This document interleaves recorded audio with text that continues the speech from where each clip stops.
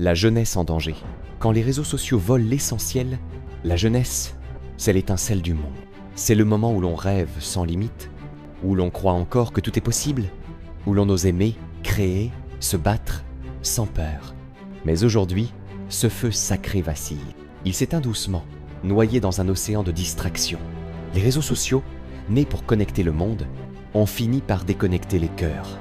Ils ne frappent pas avec des armes, mais avec des algorithmes. Ils ne détruisent pas par la force, mais par la lente intoxication de l'âme. Yugé. Voici comment les réseaux sociaux affaiblissent, fragmentent et manipulent la jeunesse. Ils volent le temps, minute après minute, jour après jour. On commence par juste 5 minutes et l'on se réveille 1 heure plus tard, vidé, sans énergie, sans but. Pendant ce temps, les rêves s'éloignent, les passions s'éteignent, les projets restent à l'état de brouillon. Ils modèlent l'identité. Ils nous disent à quoi ressembler, comment parler, comment penser. Et sans même s'en rendre compte, les jeunes cessent d'être eux-mêmes.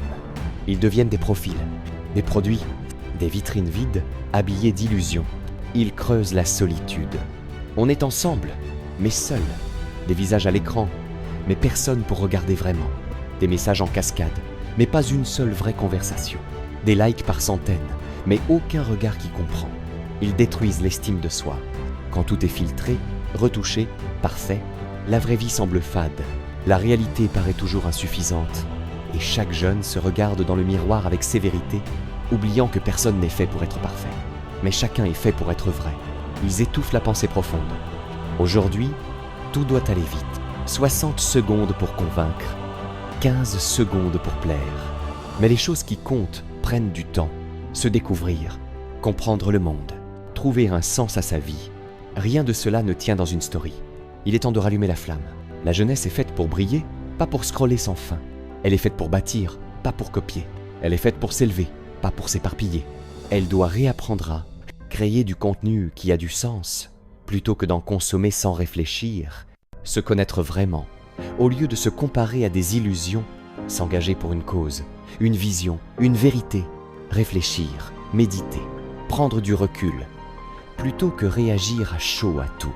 Lire, écrire, parler, construire, aimer, vivre hors de l'écran, apprendre à être seul, pour mieux être avec les autres, se reconnecter à la nature, au silence, à la beauté du réel.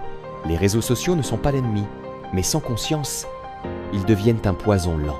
Ils transforment les leaders en suiveurs, les artistes en imitateurs, les rêveurs en zombies numériques, les voix en échos.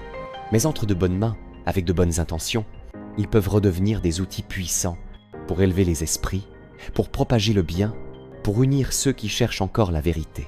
Alors jeune, choisis ton camp. Veux-tu être une copie ou une voix, un suiveur ou un leader, un créateur ou un spectateur, un avatar ou une âme éveillée?